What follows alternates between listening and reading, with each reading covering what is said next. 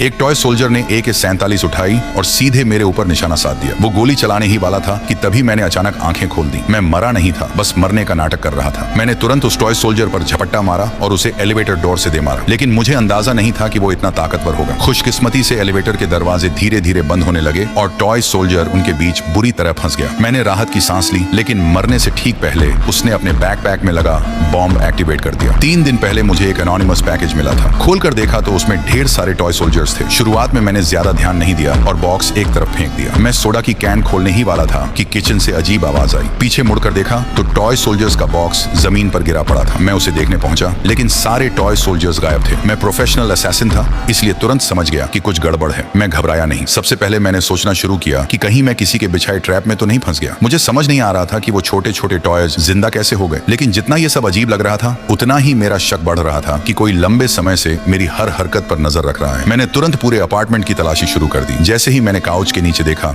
अचानक गोलियों की बौछार मेरी तरफ होने लगी। मैं किसी तरह बचा ही था कि तभी एक रॉकेट सीधा मेरी तरफ आया। वो बाल बाल मेरे पास से निकल गया। टॉय सोल्जर्स लगातार मुझ पर हमला कर रहे थे और पहली बार मुझे एहसास हुआ एक असैसिन के तौर पर जिन स्किल्स पर मुझे इतना भरोसा था वो इन छोटे दुश्मनों के सामने लगभग बेकार थी। मेरे पास बाथरूम में छिपने के अलावा कोई रास्ता नहीं था। मैंने वैनिटी मिरर की मदद से बाहर की हरकतों पर नजर रखी, लेकिन अगले ही पल एक रॉकेट ने पूरा मिरर उड़ा दिया। कांच के टुकड़े चारों तरफ बिखर गए। तभी मुझे समझ आ गया अब छिपने का कोई फायदा नहीं था, क्योंकि असली हमला अभी शुरू हुआ था।